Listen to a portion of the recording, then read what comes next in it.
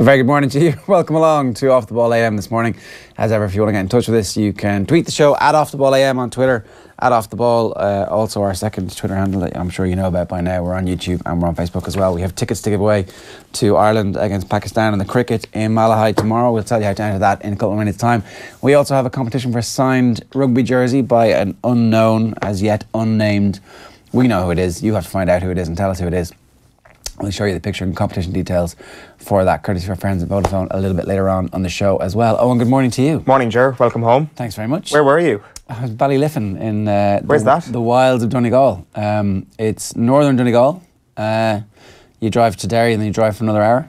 So like northern Donegal is like going beyond the wall and then going up through numerous more villages until the wildlings are even seen as kind of, they're even scared of that sort of place. Yeah, pretty much. But it's an amazing, beautiful, undiscovered. I hadn't really ever been up to Ballyliffin before. I'd heard there were great golf courses all around Donegal, but in previous years you would have heard of Nairn and Portnew and Merva and a couple of other ones that people were like, oh, these are great, you've got to go there. And then you go to Ballyliffin, they've got two courses that are both brilliant. And so the media day was yesterday when Dubai Duty Free were announcing that they're sticking around probably for 4 years, but definitely for 2. They've taken a 2+2 option to go all the way to 2022. Said that the 7 million prize money is going to be guaranteed pretty much for the next while, which means that more than likely it'll continue to be part of the Rolex series, which means the Irish Open is going to be a really important tournament for the next 4 years at least, even if Rory's involvement diminishes somewhat. So that was pretty good news. But it's obviously the weather's been really good for the last couple of weeks, and then yesterday it was 60 mile an hour gusts. There's a par 3.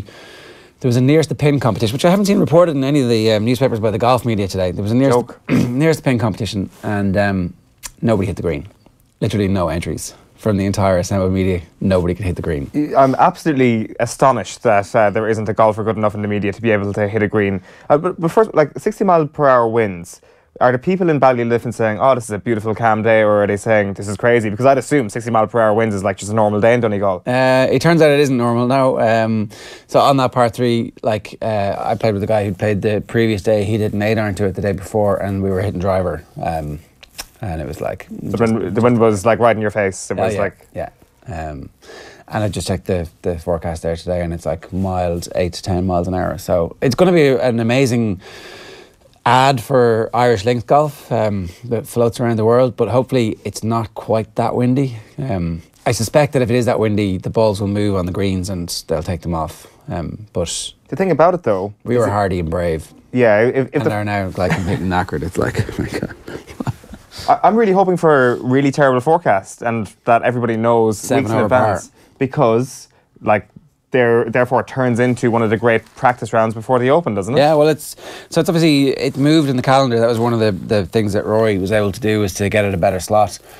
And so it's the week before the Scottish Open, which is the week before the Open, which is a nice links swing. Certainly at the minute anyway. It's probably going to be a links course next year. They haven't announced where it's going to be, but it's going to be Paul McGinley's tournament next year. And that's why on the back of the Indo today, Brian Keogh has a story about Tiger talk lights up Ballyliffin. We'll get to the papers in a minute properly, but maybe Tiger Woods plays there, takes the week off, doesn't play Scotland, and then plays wherever he wants. Plays Portmarnock, plays the European, comes and has a bit of time with Harrington or somebody. Who knows? Or with us, you could show him around Portmarnock. We could show him around some of the beautiful courses down here. Not that any of them will be kind of on the same level of scale as Ballyliffin. From what I'm hearing here, it's absolutely insane. It's like this kind of wilderness that you go up to, and it's mental winds. But I think that's a perfect plan. I think, Tiger just, he's obviously watching this morning. All he's got to do is play that course, rest the back for a week. Hey, tweet us there, Tiger, and we'll sort it out for you. We will. We can sort out accommodation. You wouldn't be able to do that yourself, Tiger, obviously. But no, of course not. But our people will talk to your people, and we'll sort this all out. Ballyliffin, week off, rest the back. Carnoustie, it's a perfect plan. He's going to win the Open. Yeah, well, certainly compete. Certainly compete. That's all we need right now. All we need is Tiger competing, because the fairy tale year for Tiger is still on the cards. All we need now is for him to not win the US Open. We need him to really want to win the Open. Oh, sorry. Well, he could obviously win the US Open and the Open and be 100% back. Yeah, of course. I mean, like he will, because of course he'll only be like 70% back if he wins the US Open, of course. Yeah, I mean that would just be a fluke. Yeah, like he's not 100% back, no matter what those people on Golf Weekly tell you. He's still only 60% back. Ballyliffin will be 80% back, and what's the Open. Golf Weekly? I have no idea. It's something I hear mentioned around these parts sometimes, but not a lot. Here's what we've got coming up on the show for you today. Tom Cunniffe, who was a star for New York against Leitrim last weekend, has been speaking with Eoin ahead of the game this weekend. A little bit of a look back, obviously, at what's been going on in his life and in New York as well. We'll preview Dublin Kilkenny, Conor McKeon, a little bit later on, and also going to speak with the CEO of Kitman Labs, Stephen Smith, a little bit later on too. Leinster Racing, we'll talk about that. But now it is time for the sports pages. OTB AM. In association with Air. Get Air Sport free with Air Broadband. Yeah, I might have spoiled the surprise from the Irish Independent already by telling you what the main headline is there. Tiger talk lights up Ballyliffin. This is a story that Brian Keogh has where the news came through yesterday. Tiger Woods is committed to playing in the Open, which I think probably wasn't that much of a surprise. Was it? It was like, ooh, Tiger's playing the Open. I was like, well, of course he's playing in the Open. Of course he is, yeah. It's not a surprise whatsoever. I mean, why wouldn't he? I mean, like, I don't have the figures in front of me. Is it the one he struggled with the most, just by virtue of the fact that it's mostly links courses, and there is that stereotype around Tiger saying, oh, well, he can't come over here and handle our crazy wins and stuff like that? I'm not sure. I'm not sure of those figures, but like there was certainly a perception towards the end of peak Tiger that, you know, you talk about Carnoustie in 07 when Harrington picks up his first major, that it's like Tiger kind of faded away that week, and it was like, maybe he can't really handle our links over here. So maybe that's why there was a perception around him in the Open that he kind of had to fully commit to this thing, because, as I say, it is just a perception, which is probably completely untrue with Tiger, that he just doesn't he doesn't like it up him. You know, he doesn't. That's the version, or that's golf's version of he doesn't like it up him, is playing the Open. Wet Tuesday night in Stoke. I think that actually, I don't know, I have a feeling that the Open is going to represent his best chance of success in the next decade or so if he continues to play golf, because you can leave the driver in the bag, you can take out your irons, and you can like gently tickle it up the fairway and not have to use power, but use your brain power. And maybe that doesn't suit him, but anyway, I think it does. Yeah, it's probably a good point, actually. I mean, on a calm day in Augusta, the big hitters always get rewarded. The older you get, the shorter your drive gets. It's simple as that. So, as you say, it is using your brain. That's a fair point, actually, which I'm sure Tiger's going to take into consideration again. Your brain is also rewarded in Ballyliffin, I hear. So Tiger, perfectly suited to Ballyliffin. Yeah. Myself and Nathan and Adrian didn't have a brain cell between us, so we were not rewarded on the course. It was Who played the best yesterday? Overpowered us. I think. I mean, who played the best is like when everybody's a 0 out of 10. Who played the best? Who's the best 0? Everyone's a 0. Okay, fair. I'm going to say Nathan here, because he always claims to be the best golfer of that trio, of the terrible trio that get all these amazing media days just by coincidence, of course. Well, you know, you gotta show up. You obviously do have to show up on invite, yeah. I mean, it's invite first, then show up second, and then shoot a 0 third. So I don't know if there's any chance Tiger Woods playing in the Irish Open, but hey, it's 8 weeks out. You can speculate wildly, and I'm sure he'd be welcome. If he's going to let us down, at least let us down at the last moment, because right now I see Tiger teeing off the first at Ballyliffin 2 weeks before the Open, and at least I'll have that hope for the next 7 weeks or so. So just let us down at the last minute, Tiger, is all I'm saying. Yeah, I mean, it makes a bit of sense. Makes a huge amount of sense. Like, I wasn't being facetious when I said it makes perfect sense to play a links course and take the Scottish Open off. But everybody plays the Scottish Open, don't they? Because I guess geographically this year it makes perfect sense, as well as the fact that it is always a similar course, usually anyway, to the Open. So I think a week off before the Open and rest himself up after Ballyliffin, it actually does make sense. Yeah, the other headlines on the back page of the Irish Independent this morning. Lowe could be squeezed out. This is the story that James Lowe is probably going to miss out. Jordan Larmour is going to be named on the wing to start for Leinster in the Champions Cup final. There are still significant doubts about Luke McGrath's fitness, enough that Gibson Park is going to be on the subs bench for Saturday's game. And then an interesting story from Colin Keys about intercounty referees are being urged to issue red cards in both football and hurling for head-high tackles. This is the growing fear of concussion. It's like you can change people's behaviour, but until it's actually seen to be something that's at the very top of the game, head-high tackles, that's dangerous. Let's make sure that doesn't happen. Red cards, that takes it out of the game. And then obviously a picture of John O'Shea early in his career and late in his career. That's him just before he makes his debut, and that's him after the goal against Germany in Gelsenkirchen. An amazing Ireland career from John O'Shea. Kind of unfortunate maybe that his best years coincided with the team not being very good. Yeah, true. I mean, he still has those sort of memories of Gelsenkirchen that I think we all will remember, albeit in kind of the strange way where it comes relatively early in the campaign, so that it isn't the direct culmination or it isn't the exact summit of something, but you look back on that campaign and you're like, that was clearly a key moment. It was an unbelievable campaign of moments like that, particularly German moments like that, and it is going to be the thing we remember John O'Shea for most of all. But obviously there's still a club career and all that sort of stuff, and there's plenty of Manchester United and Ireland fans who support both teams who would have held John O'Shea up above pretty much any other player there for about a 5 or 6 year period. At Ireland? Yeah, well, the amount of Manchester United fans in Ireland when John O'Shea was at his peak for Manchester United, to say that he was a cult figure is doing him a complete injustice, because I would have said that he would have been quite possibly most Manchester United and Ireland fans' favourite player. No? You disagree?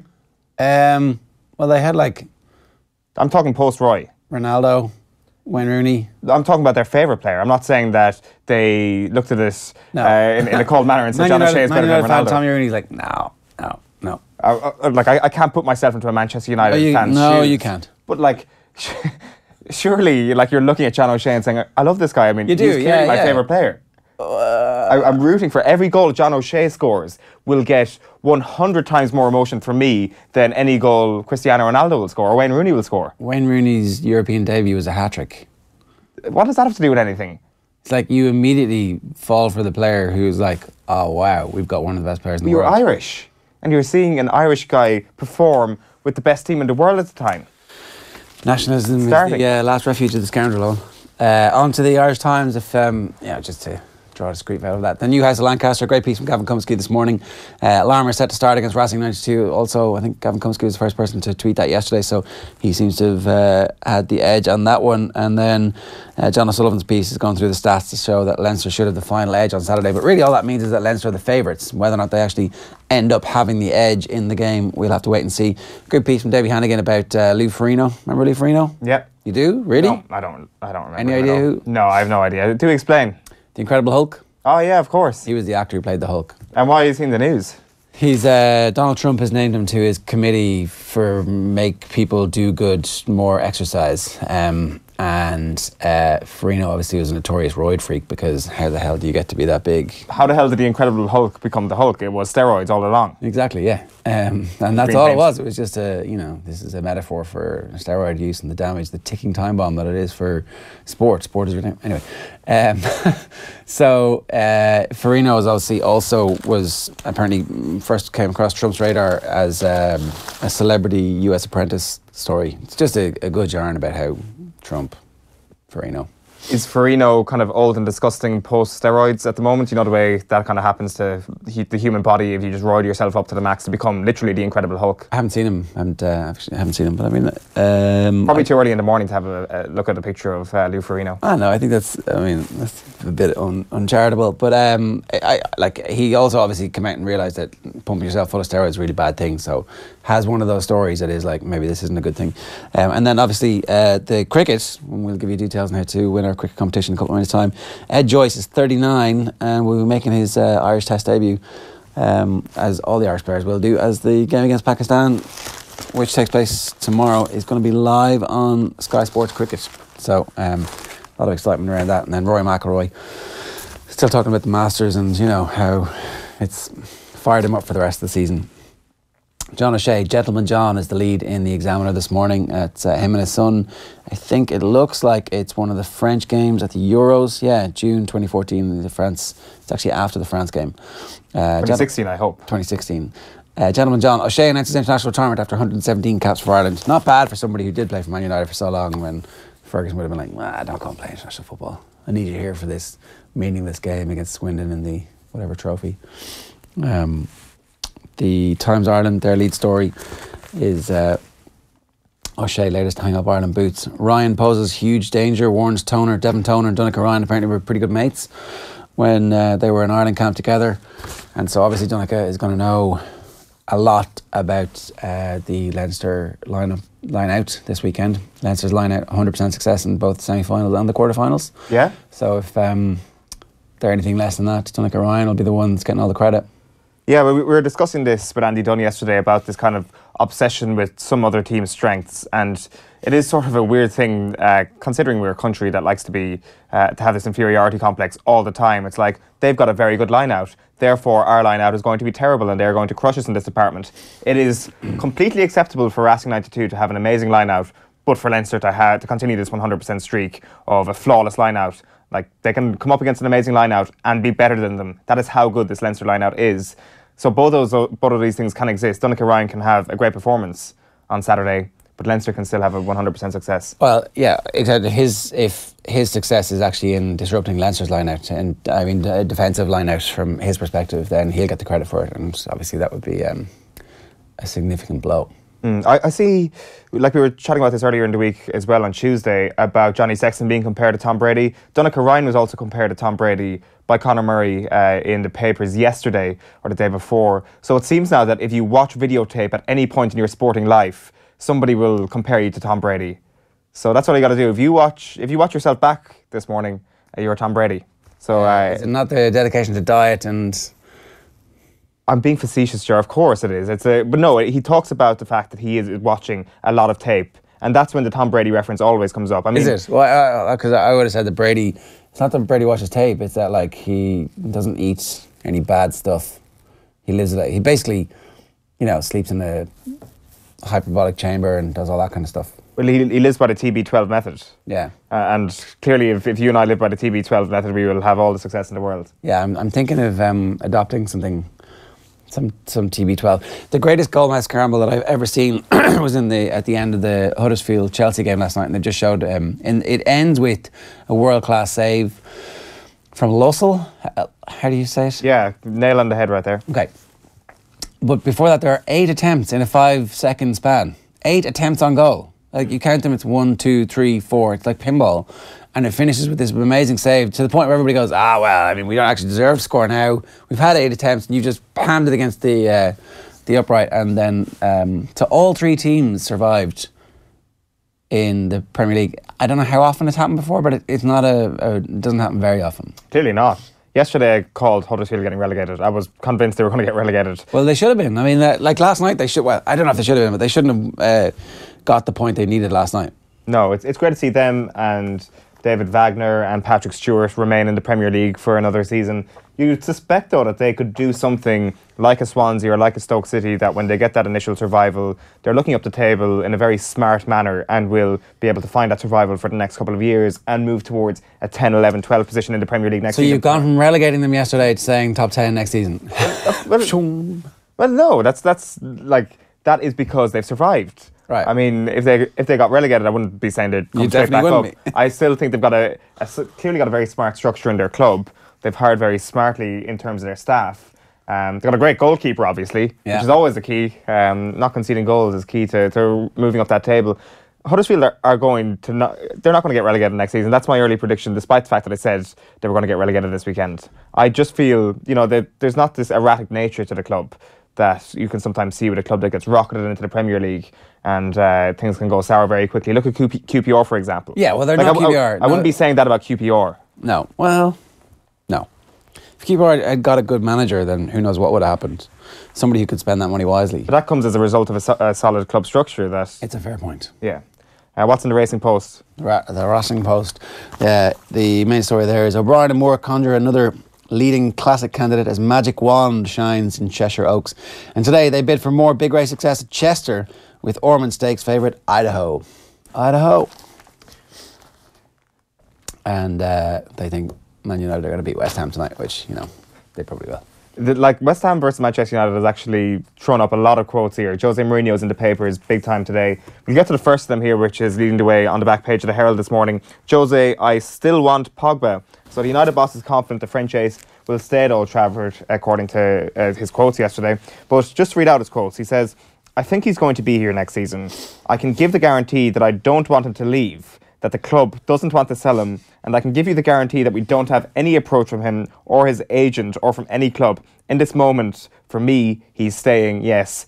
I don't know about you, but I can give you the guarantee that I don't want him to leave is a little bit kind of different to saying I am taking Pogba under my wing and I'm going to make him the star of this team. It doesn't necessarily seem that all is well in the Jose Mourinho-Paul Pogba relationship just yet. It is good that he's guaranteeing that he doesn't want to let him go, but letting him go at this point would probably be selling for a markdown rate, and Jose Mourinho would look very silly indeed. So, I don't know. There's also another story before we get on to the rest of Mourinho's quotes yesterday, because there's some very interesting ones about some of the rest of the squad, is Frank Roche's story here saying that Munster trip on the cards for Dubs. So Roche has clearly got some information from Croke Park, because I haven't been able to find it myself. Croke Park have revealed the fixture arrangements for this summer's inaugural staging of the Super 8s. So he says that a second set of round-robin fixtures, the Leinster champions, which will inevitably be Dublin, you'd suspect, are going to travel to either the Munster runners-up or their qualifier conquerors. So you would suspect it's going to be Cork or Tipperary in that case. It could be Kerry, should they lose the Munster final and then win the round 4. Won't be Kerry. Okay, well, let's just say it won't be, because it's just a stupid conversation to have. You'll just say, oh, look at all the Arisms coming from you saying it could be Kerry, but it won't be Kerry. So they could be either going to Semple Stadium or Páirc Uí Chaoimh should they lose, or should the Cork or Tip win their round 4 qualifier. The thing is, though, there was a press release from the GAA yesterday disputing, or kind of giving me a little bit of confusion around when this game is actually going to occur, because Roche says this date will happen on either July 21st or 22nd, when in actual fact Leinster winners versus Munster runners-up is going to happen on August 4th, 5th or 6th. So I'm not sure, he's clearly got good information here on the venue of that, but I think the date might actually be the August bank holiday, if the GAA press release that was issued yesterday is to be believed. I don't know. I also don't know why the GAA would issue any venues right now for these Super 8 games. They've always got kind of, and rightfully so, they should always be looking to make the biggest profit. They should always be looking to give the biggest attendance to the biggest game. Chances are this will be the smallest game, and Dublin's 2 other games will be in Croke Park, because they've got a home game, a Croke Park game and one away game. But I don't know why they're already making the decision that their away game is going to be to the Munster runners-up. That's my point here. Why is... Because you need a schedule. You need a schedule, but... You just fill it in. So this is the schedule this year. They have the schedule, but they don't need the venue now. I mean... So the venue is... we know the venue is either... Well, it's Killarney, Maria, Semple Stadium, or... I mean, obviously, Tip have to get over there first round. But, we know who it's going to be. But imagine if it's Killarney. What a disaster by the GAA. Why? Because... So the GAA are like, oh, that's great. We'll have from the neutral perspective, I'm delighted it's Killarney. Of course I am. It'll be one of the greatest occasions in Killarney's history. But the GAA are like, oh my God, we could have got 60,000 people into Croke Park. They'll still get 60,000 for the 2 Dublin Super 8 games. Because they can make it a double header with it. They're going to make enough money. This isn't just about the money. This is about the best quality game. So Dublin in Killarney would be a far superior. It would be amazing. Don't get me wrong. That's what I want. Way better than Dublin in Semple or Dublin in... It nails on the success of the Super 8s in the public's consciousness if it's Dublin in Castlebar or Dublin in Killarney.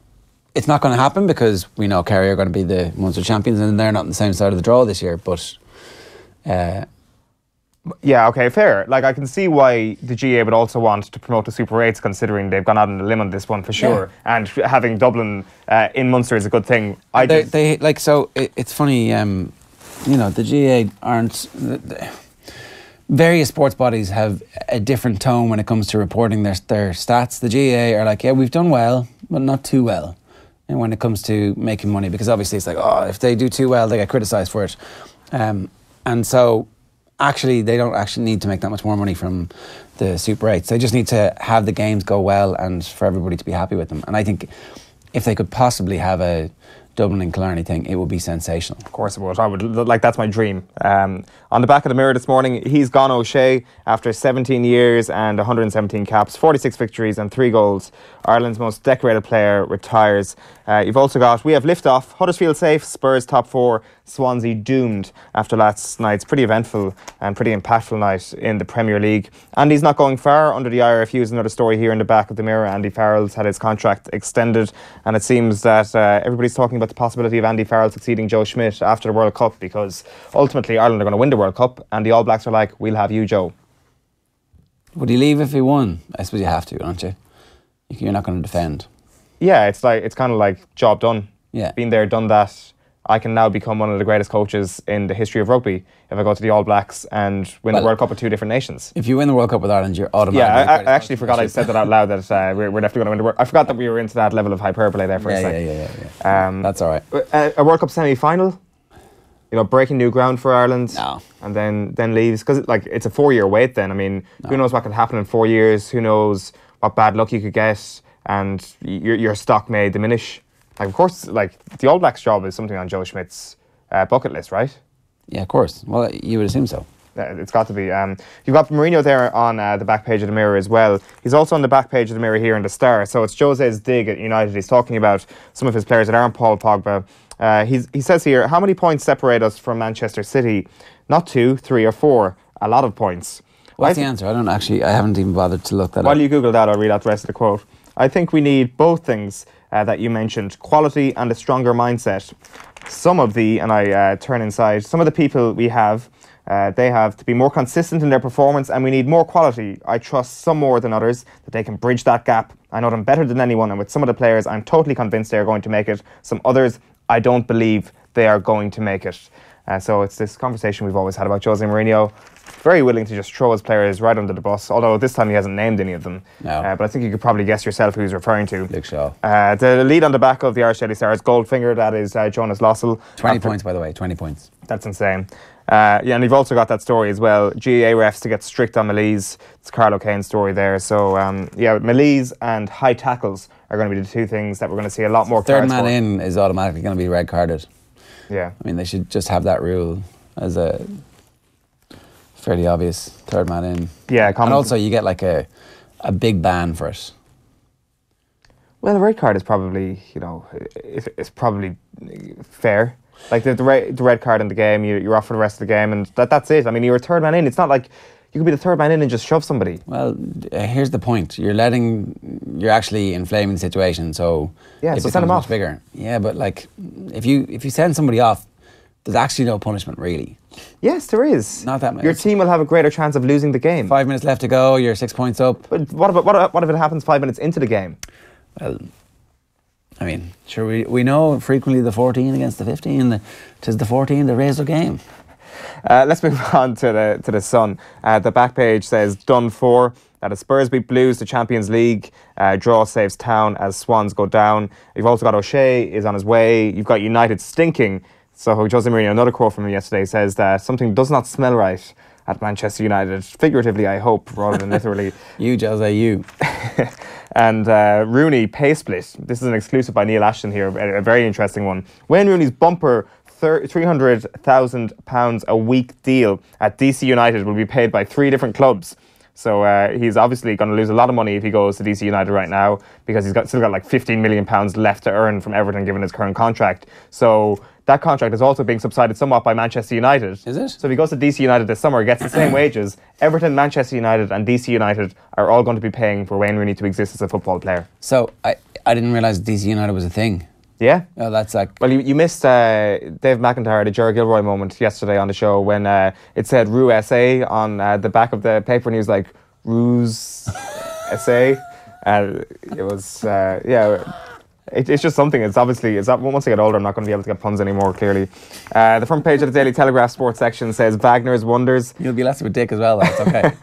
Huddersfield secure their Premier League status and damage Chelsea's Champions League hopes.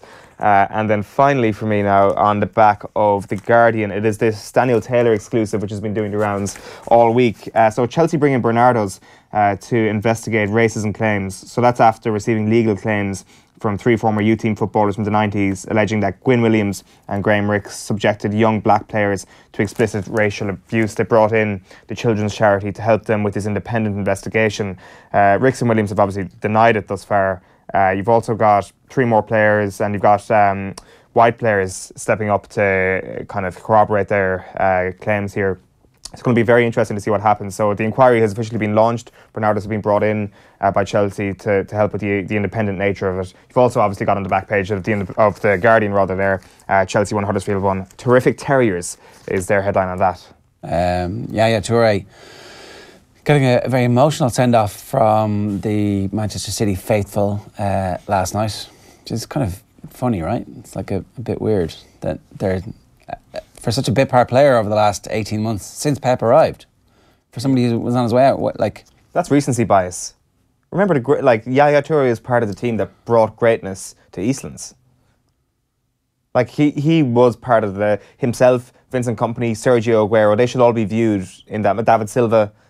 Because they won the first one. Yeah, exactly. All right, fair enough. First one is always the hardest. That's why he's got, like, if it was all to do with the last couple of years, I mean, Arsene Wenger would have got booed out of the Emirates the last day. Yeah, okay. So that's what because Kompany was giving the speech and they were doing loads of stuff and the fans, I guess he has a special role or a special part in the fans' hearts because of that. Yeah, and to be honest with you, I think there's kind of like, they view him as kind of like the cheeky rascal who almost left because of his birthday. Yeah, and this was obviously clearly making up for that. It was like, oh, we better give him this massive send-off even though he's actually leaving. Yeah, he would actually be really, really offended if we didn't do this. Yeah, all right. So we do have tickets to give away for day one of Ireland's historic first cricket test match ever against Pakistan, starting tomorrow at 11 o'clock in Malahide Cricket Club. To enter the draw, just tell us who Ireland's cricket captain is, and you can enter on any of our platforms: youtube.com/offtheball, twitter.com/offtheballam or off the ball, and did I say YouTube? Facebook.com/offtheball as well. Now let's move on to the rugby. The Leo Cullen Stuart Lancaster double act has obviously worked out incredibly well so far for Leinster. Here's Roy O'Connor talking about Lancaster and Cullen's influence at Leinster. Well, I looked back through the pictures because I couldn't remember an image of Leo Cullen lifting the Heineken Cup on his own. And in 2009 he lifted it with Chris Whitaker, 2011 he lifted it with Shane Horgan and Gordon Darcy, and 2012 he lifted it with someone else. Shane Jennings. And just interesting that he saw leadership. Jennings forced himself into that picture. It's just interesting that he went for a collaborative approach in each case. Obviously it's his leadership style, that he was never dictatorial, that it was always about the greater good of the whole group. And Devon Toner said the other day that as soon as Leo Cullen came back from Leicester, he was a coach in the number 5 jersey, that he ran the show as a coach on the pitch. But I thought, look, Stuart Lancaster deserves huge credit for the job that he's done since he came in, but he's gotten it. I think every time we speak to anyone, it's Stuart. And it's, Cullen is finding, it almost suits him to step back into the shadows, but I think he deserves a huge amount of credit too. Himself and Laurent Travers are both in line to become the first person to win this tournament as a player and a coach. This weekend, Travers won it, was part of the Brive team in '97.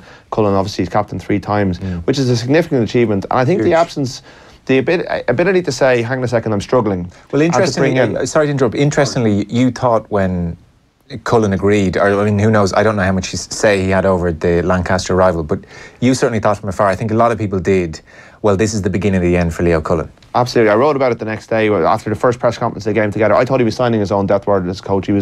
Lancaster was higher profile.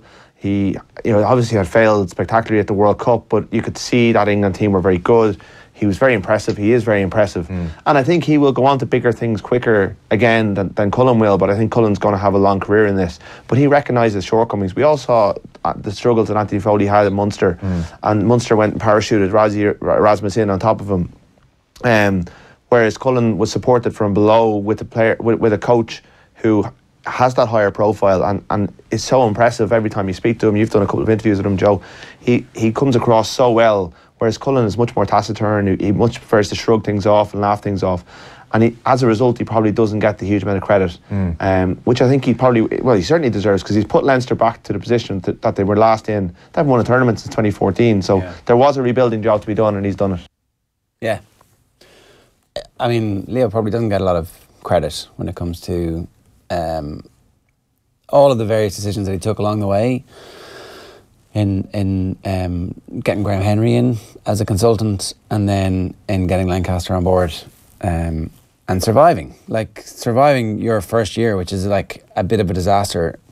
I mean, a total disaster. Record-breaking defeats in European competition with a bunch of kids playing, and everybody's you'll win nothing but kids line kind of making a reappearance, to the point where they're one of the most exciting, well-run teams in world rugby. It's like, that's an incredible turnaround, and to be in any way part of it, but also to actually be the person who's responsible for it, that deserves a lot of credit. Obviously they need to win at the weekend, because if they don't, they're like, why didn't they win? But that, I guess, is sport. Is this the most confident we as a nation have been for a big Irish sporting event? Nah, I mean, we were going to win the Rugby World Cup in 2007. We're certainly going to get to the semi-finals. To actually win one, to actually get... Well, obviously we haven't had many opportunities to get our hands on silverware, but... Yeah, so Argentina 2015, there was a huge amount of confidence going into that game. Even though we were shorn of 5 of our best players. Yeah. Trying to think... Like Denmark, where there was a huge amount of confidence going into Denmark. I think myself and a couple of colleagues had our chairs turned over in the office when Denmark was pulled out of the bowl for us to play against in the playoffs. I was like, we're going to Russia. I can already taste that cheap vodka. That's how confident we were before the Denmark game. Yeah. But I think this week is, like, people are talking about, and like myself included, Leinster are probably going to beat the spread, or will they? It's not really about whether or not they're going to win. It's about whether or not they're going to beat that 11-point spread. Yeah, I'd say, I don't know. I mean, I'd say a lot of Leinster fans are less cocky than the Munster fans who are watching the game as neutrals. Why? Because you feel that we're kind of almost trying to big them up to the point where we want to see Leinster fail? Oh, totally, yeah. That's how sporting rivalry works. So Munster's attitude towards Leinster has moved on like absolute light years. You know, we view you as our friends. No, you don't. Yes, we do. Oh, it's the bulk supplier to your team, of course. Well, not at all. I mean, the only reason Leinster are any good is because of Munster paving the way in Europe, right? You need their help now to get back to where your rightful place. Is that it? Is that what you're saying? Just remember where you came from. Remember who made Irish winning in Europe acceptable. Here's a picture that we'd like you to identify who this is. So we have a very exciting OTB TV Productions mini documentary coming your way this week. We have a signed jersey signed by this person. It's an Ireland jersey signed by him. And if you can tell us who that is, just enter. Just find that post on Twitter. Yeah, that's how you enter. Find that post on Twitter. It's on Facebook. It's also on Twitter, I think. So that's on Facebook, and we'll retweet it now if you want to have an opportunity to enter that. But if you do know who that is, tell us who that is, and we'll pick a winner today when we reveal who indeed that is, and bring you a bit of that documentary as well. What is the spread at this stage? It was 11 points yesterday morning. Oof, 11 points. Yeah. That's nonsense. Nonsense as in it should be more? It should not be more. There's no way it should be 11 points. It's a European Cup final. These games go to extra time, or they got close to going to extra time. Like, the blowout happens when you have a complete mismatch, like Ulster squeaking into the final somehow in a weird year where that shouldn't happen, and Leinster kill them. Yeah, it's because they got Ospreys, wasn't it? This is not the same. No, it's different. Of course it is. But, like, I mean, even other things like we were chatting about yesterday, like, I'm not even sure if this is Leinster's toughest game this year. Of course it is. Exeter Racing are absolutely huge. Don't get me. I'm not saying Racing are a bad team. This is a one-off and everything is on it. Yeah, that definitely agree. But that pressure is also on Racing. Racing are way better than Exeter. I'm not sure I subscribe to the way better idea. I think they're better. Yeah. I'm not. I think it's certainly up for debate whether or not they're better. And it's a final, and like they have a significant slew of injuries, which have left them with an absence of the depth that they've had all year. Sure, and the thing is, what we're hearing this morning is that Luke McGrath may not be trusted to play the full 80 minutes, which will mean James Gibson-Park on the bench, which will mean the lack of James Lowe, and in the absence of Fergus McFadden, that is a huge blow. There is no question about that. So I think you can definitely cling on to that one. I think the whole final thing, though, I mean, Racing are under that pressure as well. That levels itself out. I mean, like they're missing their coolest head, arguably, in Maxime Machineau. That is a huge loss for them in the cauldron of a final. I mean, Leinster have their most experienced game manager, arguably. Okay, it's kind of ironic to say this, given Dan Carter will probably line up as his opposite number, but one of the most experienced game managers in the Northern Hemisphere in Johnny Sexton running their game. That's actually the element I'm most excited about for Saturday, is the fact that Machineau is injured, and that I reckon Racing are going to be saying to Dan Carter, right, we're going to abandon this French mentality of running the game from 9. You're going to be our game manager for the duration of the 80 minutes. So you're going to have the Sexton versus Carter battle, which I hope is going to be a battle for the ages. And I hope it's not going to be a matter where we're coming down the home stretch thinking, they're going to beat the spread. I really do hope we're coming down the home stretch thinking, who's going to come out on top here, Carter or Sexton? Who's going to have the cooler head here when it will ultimately come down to one kick to win the game? That will be the ultimate outcome here for the neutral. Yeah, so the 11 point spread, bollocks, I think. I think it's a conversation worth having. I think there is a 100% a possibility that Leinster blow them out. All right, we'll move on to Galway Mayo at the weekend. It's just an amazing sporting weekend. The Players' Championship is on. The GAA season kicks into overdrive. Obviously, we had a bit of a rip snorter, barn burner last weekend in New York. This weekend, it's back on the outside. Damien Comer here talking about the Galway Mayo rivalry and being named Galway football captain this year by Kevin Walsh. You've also played twice this season and both were fairly feisty games. Are we going to expect another one? Or is it just going to be pure football? I know, you'd hope. Every day you go out, you hope it's going to be pure football, but I suppose different things happen on the day and some of them are out of your control. But no, look, it's obviously two traditional football sides. So does it just show the kind of rivalry that's there at the moment and the standard both teams are playing at? Yeah, I suppose the rivalry was gone for a few years. That I suppose Mayo were the kings of Connacht for 5 or 6 years there, and there was no one really competing with them. But I suppose now Connacht has gone really competitive, and even with Roscommon now Division 2 winners, it leads for an exciting battle all through the championship. So it's going to be a big one on May 13th. But I think everyone is looking forward to it. If you look at the steady progress of this Galway team over the last few years, you could almost kind of say it kind of started 2 years ago with that win against Mayo. Yeah, definitely. That was probably the biggest turning curve, I suppose, getting over that barrier that we hadn't beaten them in a few years, and it probably was like Kevin has come in and he's installed a system that he wants to play into and different process, and I think a lot of lads are taking ownership for that process now and they're pushing it on. That probably, as you said, was the start of something, albeit probably a bit of inconsistency had cost us a few times during the championship. But hopefully, I think we've fixed that now during the league and can bring it into the summer championship. You mentioned the league; it was a very, very good league for Galway. Was it laid out at the start of the season that you wanted to really make a fast start to 2018 rather than trying to maybe feel your way around it and getting caught in a rot maybe at the foot of the table?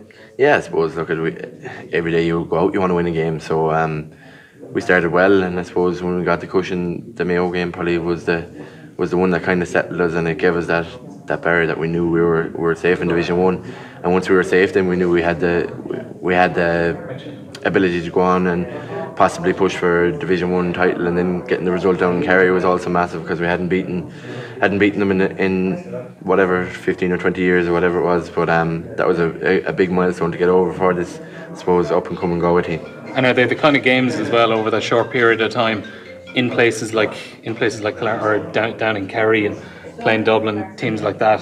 Is it the kind of thing that you hopefully think will stand to you come later on in the summer, playing hopefully a Super 8s? Yeah, definitely. I suppose with this Galway side, 5 of them I think haven't played championship at all, and probably Division 1 football is the closest thing you're going to get as a warm up to championship. So no, it was a nice one to get, and I suppose getting over that mental barrier of beating these so-called bigger teams and that you haven't beaten in a while. And the Kerry game, I suppose, made up a small bit for last year when we didn't really perform in the championship in Croke Park. But no, definitely, hopefully it'll stand to us now going forward. And the panel of players that are there, we'll need every one of them come Super 8s, providing we get there. Are Galway All-Ireland contenders? I think so, yeah. We'll have to see how we go Sunday week first before we can make that call. Captaincy as well for you this year, was that a huge honour to be given it? Oh, definitely, yeah. I was kind of shocked, I suppose, when Kevin rang me, offered me it at the age of 24. It's not something I really expected, but no, geez, I was just really, really delighted to get it, and I suppose it would have been a dream of mine as a young lad to play for Galway and mine captain Galway. So definitely, no, it's a hugely proud moment for me, and hopefully we can lead it to bigger and better things. Damien Comer, one of those footballers who you feel has the potential to be a Footballer of the Year candidate if Galway were to reach a semi-final, or even, it's funny because the Super 8 is going to have so many games of high quality. The potential for players to have a Player of the Year season from beyond the winning team. Obviously, the last couple of years, Dublin haven't been recognised, which I know is a bone of contention for them. But you do feel like a team could reach an All-Ireland semi-final and you could be superstar in your provincial final, 3 Super 8 games, and a beaten game in the semi-final. Everybody thought, well, he played 5 sensational games, scored like 540 in those games, and everybody thought, well, that has to be Footballer of the Year. Somebody like Comer could do that this year because he has that capability. Yeah, it's a good point actually. We'll definitely get a more accurate all-star selection this year, I feel, because of those extra games. I just wish that in terms of coverage we had like a GAA Game Pass or something that everybody could go back and like... It's coming. Watch. It is coming. It is going to be there in the next couple of years for sure. But like, I can't wait as well for this summer, maybe not on a personal level, but for the country to just start hating Galway. And that'll be the best indication that Galway are going places. That everybody is like, I really hate this team so much. Then Galway are real All-Ireland contenders, because you name any All-Ireland winner this century who some huge section of the country doesn't despise. People don't despise the Dublin team apart from Kerry. Only Kerry hates the Dublin team now. Well, no, that's grown into Or maybe Mayo. It's grown into respect. I think at the early days. I mean, say 2013, maybe 2015. I think 2015 people hated Dublin. I think we've all kind of come around to say they're Dublin. You know, we may as well just enjoy this great team while we have them. But there's a huge section of people that hate maybe individual players on the Dublin team. You think that this Galway team have that spite in them because of what they did to Kerry in the league? Well, look at what they did to Mayo in the league. Look at what they tried to do to Dublin, but Dublin are just a level above in the league final. I mean, they tried to bring them down to that. I don't want to say that they tried to bring them down to their level. Maybe they tried to bring them up to their level of smartness, and Dublin were just on a different plane entirely. I know, Dublin one of the most cynical teams in the country. Well, that's what I'm saying. They're way more streetwise than Galway, and Galway can get to that level. Of course, they kind of outsmarted Kerry in terms of the dark arts in the league. They did it to Mayo as well. I would certainly say the brawl in that game, call it a brawl is probably doing it a disservice, was in Galway's favour. The Galway Mayo or the Galway Mayo? Kerry? Yeah, Galway Mayo, yeah. All right, okay. Well, speaking of Mayo, let's move on, because yesterday you got the chance to sit down with former Mayo defender and current New York captain Tom Cunniffe for a chat about last week's defeat to Leitrim and how he sees Mayo Galway going this weekend. Here he is on whether the age of the moral defeat for New York GAA is finally a thing of the past. You mentioned it there. There's a huge turnover. I was shocked when I heard there was, I think, was it 4 of the starting team from last year that were on the panel this year. And that's a massive turnover. Like back home, where you're so used to, there might be like 4 or 5 changes on the team. There was over 10 new players, so it is difficult in that sense. Yeah, for sure. And I'd imagine the post-mortem of something like this is quite unusual because of the reasons you mentioned there, and that main reason that you're going to have essentially a new team next year, but also because of the fact that there's such a long gap. I mean, like if you get knocked out of the championship early, I guess people have to say, well, we've got to wait till the O'Byrne Cup or whatever until next January. But for you guys, it's literally 12 months. Yeah, that's... Like a lot of people have been saying it, there's no competitive games. No competitive games. Like when Cunniffe came out, we were delighted. Like that helped us so much. Because you can only do so much in playing A versus Bs. Like you're playing against the same guys the whole time, and then having like All Ireland champions come out. I know it was a holiday for them, but they gave it everything when they played us, and like I can't thank them enough for what they did for us. Yeah, it seems that the appetite is never going to be an issue when it comes to New York GAA. There's been people who always moot this idea that potentially New York should be inserted into the National League, and obviously there's logistical issues with that as well. But if you look at that Cunniffe match you mentioned there, like there was a huge hype around New York, I understand, for that, a challenge game. It was, I think over the last few years where New York have been so close in basically pulling off a big upset. It's just getting closer and closer. Like it will happen eventually. And I think there is that anticipation from everyone out here. Like I was constantly getting phone calls the last few weeks. Tom, like, how are you doing? Is such a player playing? Is that player playing? How are you doing in training? Like there's a lot of people they're expecting us to pull an upset in the not too distant future. This year now was very professional. Like the guys the management they tried to go that extra mile. They were doing different things. Like say I know in the past where just talking to different guys, the training, it wasn't really, there was guys missing training the whole time. It was definitely different now the last couple of years. So just in terms of clamping down on people who are missing training sessions and kind of getting a camp into kind of a team mentality, is it in the weeks leading up to the game? Oh yeah, 100%. Like training was very tough. Like people think it's soft coming over here, but training was tough, and I think that's what guys loved. They loved that challenge to be able to go through that tough training. Like guys, it's normal to work 50, 60 hours a week over here, and then to be able to train in the evenings, it is a bit of a challenge. Taking all that into account, Tom, do you reckon that you're near the peak now, that this, we've all said, is the best New York team we've seen, and obviously as close as New York have come to winning that championship match? Do you feel that this is the peak, or is there a few more steps to come before you actually reach that summit and getting your hands on that victory? It's, well, like say if any game that I play in, and it's the same with the players as well, you have to have belief that you want to win every game. Even though, like say the opposition is a superior team, you always have that belief that you want to win. Like we're fully expecting to win. It's the problem is it's going to be a huge turnover again next year. We don't even know what players are going to be hanging around. So it is a bit of a mystery. So it's hard to say if we're at our peak. This is just 1 year. It's going to be completely different next year. Of course it is. Like there will of course be a huge amount of people going back to Ireland, but I guess New York can to a certain extent control who comes in, as in I wouldn't necessarily say going to poach players from Ireland, but there's always players in Ireland who are looking for opportunity elsewhere, looking to see a different part of the world, and it is offering those people an opportunity, which is where New York GAA comes in, and they can do that very effectively. Yeah, no, listen, it's like a lot of lads, they want to come out here for a bit of a holiday. Like the winter time over here, it is very cold. I think it was one day it was minus 17 degrees. So they do work very hard from, if they do come out early, and then the summer, it is a lot of fun. But it's, just guys like to travel. If, like, say, the management or if guys out here in New York, if they hear guys want to go travelling, oh yeah, 100% they'll call them. For anybody at home who's thinking about potentially moving over to New York next year, who want to see a little part of the world, I presume you're somebody who's a big advocate of it, that will give it the 2 thumbs up and say definitely go for it? I definitely think everyone is different. Like I wasn't even supposed to be in New York. I was supposed to go to Australia.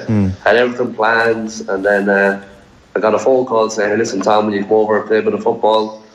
I said, I have no interest in playing football anymore, and said, just come out for the summer. After about, came out one of my club mates from back home, and after about, I think it was 2 or 3 weeks, we said, we better apply for our visa. Do you ever wish that you made the move sooner? No. I had a good time back home with Mayo and with my club. No regrets at all. The reason why I asked that is just because I was reading an article in the Mayo News from around 2011, I think, and I think you made a statistical comment about something like 90% of your civil engineering course had emigrated by the year 2011, obviously just after the height of the recession. So presumably it was football which was the main thing keeping you in Ireland. Oh yeah, 100%. It's sure, you know yourself, it's a religion back home. It's hard to leave it. But yeah, no, over 90% of my class, a lot of them, they're all down in Australia, a few in the UK, a lot of them are here in New York. It's there's just so many opportunities outside of Ireland. But I am here back home, it is getting a lot better. Yeah, well, the boom is back, as they say, but it's back in the cities at this point, and of course it's going to reach the rest of the country. But I'm sure even back in those days when 90% of your classmates had emigrated and you're still having a very, very successful inter-county career, there must have been part of you that was thinking, right, I wonder, is this the right decision I'm making here by staying just for the football? Or were you fully convinced that this is all going to be worth it? It was, like I said, it's hard to leave the football. Like it's, like back home, not even just Mayo, but just people, the Gaelic, the football, it's a religion. There's just so much passion. And then I know some people are giving out about the way the football has been played, but you get so many great games during the year.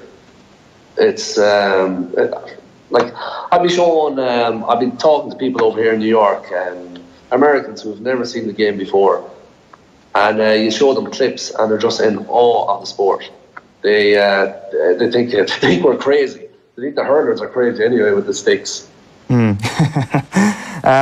Just briefly before we move on to Sunday's game, like, what's the thing you miss most about being a Mayo footballer, and do you think we'll see you in the red and green again? Oh no, I don't have it in the legs anymore. It's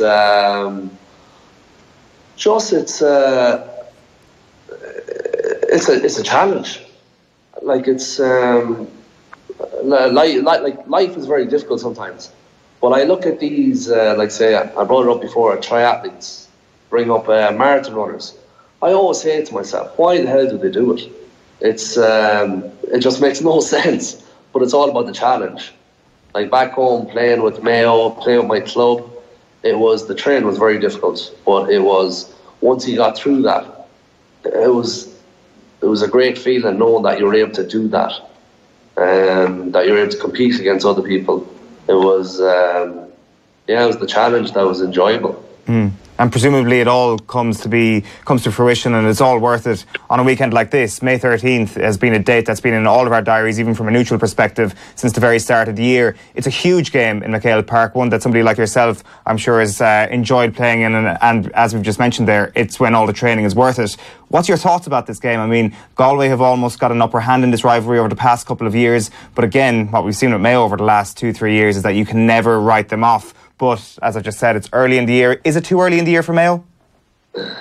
It's this is a difficult one. Mayo and Galway. Doesn't matter who's in form, who's not playing well. It's always a flip of a coin. The rivalry between Mayo and Galway, it's always. I know Galway too have had they've had the upper hand on us now the last few years, but it's been right there. It's been so close every year. I think it's going to be the same this weekend. Obviously, Lee Keegan out is a massive loss. It's going to be close. It's going to be close. It's obviously, I definitely want Mayo to win. Honestly, it's going to be a flip of a coin. Yeah, well, let's hope so. Let's hope it'll go right the way down to the wire anyway in the 70 minutes. Listen, Tom Cunniffe, it was great to chat to you. All the best with life in New York, and hopefully see you back in these shores very shortly. Tom Cunniffe, New York captain, thanks a million. No problem. Thank you. Conor McKeon of the Herald's here with us. Conor, how are you? Good, Ger. Yourself? Just before we go on, why are you wishing Tom Cunniffe coming back to Ireland? Like, what's so, you know? When I was midway through that sentence, I was like, why am I saying this? What did he do to you? I don't know. Well, I was telling him, you know, you're more than welcome, you know. Yeah, of course he is. And all that. Yeah, good man. You're finishing his adventures. He's like, I'm having the time of my life, and maybe I'll go to Australia after all. Hey Tom, it's time for you to come home. I think it's about time you got rid of your notions. Yeah. Well, let's start with the Dubs and the game against Kilkenny this weekend. It's been an underwhelming start to the Pat Gilroy era, but I guess what they've done is they've reset the clock to zero and tried to, and when you look back on what he did with the football, it's not a million miles away from the same processes that they would have used. I think so. I think there was initial kind of, I don't know if it was a giddiness, but it was certainly a fascination over what, you know, Pat Gilroy would do with the hurlers. The fact that he was interested in managing the Dublin hurlers in the first place was quite an interesting thing. Yeah. You know, if a fella like Pat Gilroy thinks he's going to be able to make a go or something, you'd be inclined to let him at it. Yeah. To hear, like, he hasn't been any, like, he's been very open about the fact that it's going to probably take time, and that's tough because he's kind of inheriting the two bad seasons that the team underwent under Ger Cunningham, so people are quite impatient that the thing moves forward, and I think he's been pretty consistent that it probably needs to go backwards slightly before it goes forwards, albeit his stated goal all year was that the Dublin were going to be very competitive in every game they played this summer, and you know, if you're in Parnell Park on Sunday, regardless of the opposition, I think, you know, regardless of the league results, regardless of who came into the squad and who didn't, who's left, who's been dropped, I think Dublin really need to target this game and be competitive on Sunday to make it look like this season is going somewhere. Yeah, that's the thing. It's clear signs of progress, which, like, at the end of the summer, if they've played well in 3 or 4 games, everybody goes, oh, you know, that's fine. But if off the back of a league campaign where you have been experimenting, then suddenly each championship game becomes not quite do or die, but like the whole season will be judged on these games. Yeah, I think, like, it's a great it's a great opportunity, the new round robin system, for a team like Dublin, because you have a chance to play against a team like Kilkenny that you're not really fancy to beat, to figure out what works, what doesn't work for you. And you don't have a whole load of time to digest a bad result if it does go that way. Alternatively, you can build momentum very, very quickly into the thing. But it's been a bit of a staggered year for Pat Gilroy. Like, he inherited a squad that had a lot of injuries, probably popped a couple more after he took over. He was very, very honest in that, to play the sort of game that he wants Dublin to play, they had to undergo an awful lot of heavy training. And they underwent that heavy training during the league. And just because it was league games doesn't mean that they were going to roll back on the training. So I think some of the performances were probably reflective of how hard they were and how deep they were into that sort of training. And the situation with Coola's players as well, where he probably would have expected, certainly hoped a lot more would come into the squad. It's difficult that they didn't, but they were in a difficult position themselves, having been 2 years on the road. But even at that, Dublin were one of the few counties that played 2 rounds of the club championship in April. So you have a situation on Sunday where Cian O'Callaghan and Sean Moran might occupy number 3 and number 6, the 2 really pivotal defensive positions, but they've only been with the squad for the last 2.5, 3 weeks. So he's probably suffered a little bit more than most other managers with the new system, and with Dublin playing 2 matches in April. So it hasn't been an ideal thing, but I suppose he's not the sort of fella who'd make excuses in that regard. You could do a Cooler getting knocked out early next year. I think so. I think yeah, there's no doubt about it, because if you just look at the Dublin team for the weekend, I know it hasn't been named yet, but what they will lack probably up front is pace. And you look at Mark Schutte and look at Colm Cronin, both of whom we really could have done with, and both of whom won't be there for, albeit different and valid reasons and all the rest of it. But there is a style of hurler that Dublin really crave at the moment, because Eamon Dillon has been injured for the last 6 months, I think, nearly. The Cian O'Sullivan, who came on the scene last year, who's struggling with injuries, the same with a fella called Cian Boland, who looked like he was going to, and probably will have a big inter-county career, but has been struggling with injuries. So you could envisage a forward line starting on Sunday that has Conall Keaney in it, and maybe Ryan O'Dwyer or Liam Rush, Paul Ryan, David Tracy. They won't be the paciest forward line that was ever put together, but they'll certainly put the Kilkenny backs under pressure, and I think that's really the linchpin of the Pat Gilroy game plan. No more than it was with the footballers in 2010 when he started to kind of reinvent the wheel there. Yeah. What is that ideal game plan for Pat Gilroy? Is there a team in Ireland at the moment that are playing what Pat Gilroy wants to perfection almost? I don't know. It will be the very basic tenets of Kilkenny in their heyday as well. You wouldn't say manic physicality, because Dublin did struggle in the league with their discipline. Not in any bad way, but just giving away needless frees. And I was reading Christy O'Connor's piece recently about Patrick Horgan, and he kind of made the point now that free takers are so good that we nearly gasp when a guy misses a free from 80, 90 yards now. So you have to be aggressive and physical without being silly either, because you're going to get punished all day long, particularly with TJ Reid on the opposition team. So to that end, Dublin will try and bring an awful lot of physicality to the game. They'll try and turn Kilkenny over high up the park. They'll certainly try and put the Kilkenny backs under huge pressure when they're coming out with the ball, so they can't get very accurate and thoughtful deliveries into the forward line. And it will be quite basic. I would imagine it will be quite rustic, because I think this is a long-term plan for Pat Gilroy, and rather than trying to do everything in his first year, I think he would probably trying to solve the biggest problems that they had, and that's getting a team that is very physical, that can compete with the biggest teams in the country, and at the back they will try and eradicate goal chances, because the last few years they've leaked goals at an alarming rate. So I think, if at the end of this year Dublin are competitive and they can meet those couple of criteria, they have something to build on then again. Because it seems that, while a game plan is important to implement and to have their own sort of brand that they can go forward with over the next couple of years, just looking at Anthony Cunningham's quotes this week, it seems that what Pat Gilroy wants is to be able to mould the minds of these players, so they can be able to figure out these situations themselves, almost like Stuart Lancaster with Leinster, or kind of like when Jim Gavin brings in Mark Ingle to try and help them out before the Tyrone game last year. That sort of situational hurling almost is what Pat Gilroy wants, so that they can figure out the tactical game plan themselves. Yeah, I think eventually, but I think at the moment it's so kind of embryonic in its stages of development. I think players will have very specific, I don't know, do they call them performance indicators in hurling? They probably don't, but things along that line. You have targets with regard to tackles, turnovers, possessions, whatever it might be, not giving the ball away, and I think it'll be broken down into that into those very, very basic tenets. And the game on Sunday is in Parnell Park, and it's interesting because when Pat Gilroy got the gig, with Dublin, he kind of stated that he would prefer all of Dublin's games to be played in Croke Park because that's where Leinster's are won, that's where All Ireland's are won. And in the big picture, you can probably see that logic. But in the very, you know, if you narrow the focus a small bit in the context of this season, and in particular this game on Sunday, like, you know, Parnell Park is probably worth 3 or 4 points to Dublin, maybe even more, because their record in the two venues are completely diametrically opposed over the past few years. Like, they do like playing in Parnell Park. Opposition teams don't like playing in Parnell Park.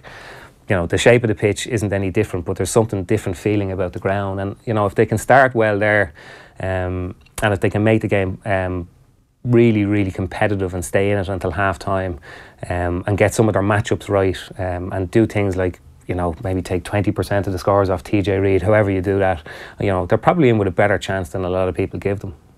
That's interesting, because there has been this hype train around Kilkenny winning the league, which it's taken as a matter of course that Brian Cody has done it again. It's another silk purse Messiah's ear, and look, TJ's playing the greatest hurling of his career, but like, maybe it wasn't the most competitive league of all time when a bunch of teams were actually doing what Dublin were doing, and maybe this was one of those leagues. Yeah, there's a bunch of things that you can read it any way you want, and I don't think there's any doubt that the league is becoming will become over the next 3 years, while this championship structure is in place, a less accurate gauge of where the various teams are, because they all just have different priorities. Like, it was very obvious from early on that Waterford weren't going to win the league, that they had different priorities to everybody else. Yeah. It was obvious from early on, particularly after losing the first 2 games, that given the volume of new players that Brian Cody was bringing into the team, that they had to win games. Not that they had to win games, but that there was a currency on winning games that maybe wasn't there for other teams.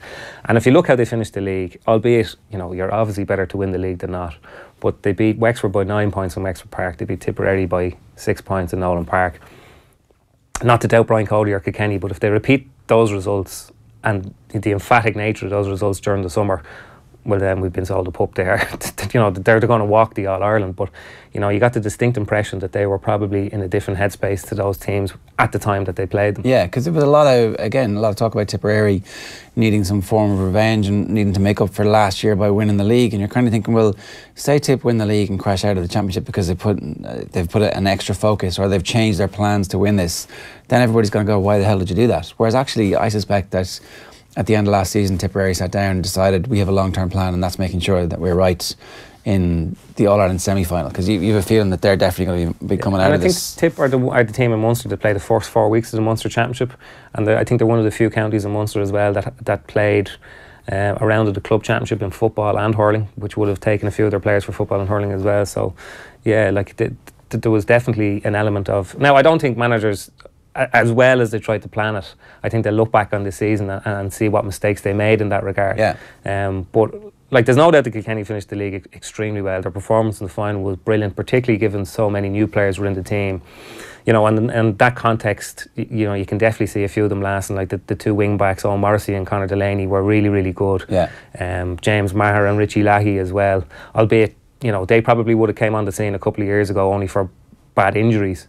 And up front as well, Martin Keown, particularly against Waterford, had a brilliant game. John Donnelly, Bill Sheehan had his moment as well. So there's a lot of players that are coming onto the scene. Like, Brian Cody got exactly what he wanted out of the league, which is, you know, they won the league title, they beat some of their rivals, they built up a head of steam, and a lot of new players have fitted into the team, and they're going to put pressure on the guys coming back, because other than Paul Murphy and Colin Fennelly, you know, Ger Aylward didn't play a whole pile during the league, Conor Fogarty didn't play a whole pile during the league, and we don't know about Richie Hogan yet. So, like, Brian Cody is in a pretty enviable position because he's huge options. Okay, so there's a strong chance that Kilkenny have used the league campaign properly and are going to be much stronger than, say, they were over the last couple of years, but that doesn't automatically pencil them in as All-Ireland favourites at this point. Oh no, I don't think so. I don't think it can. I don't think it justifies that kind of billing at all.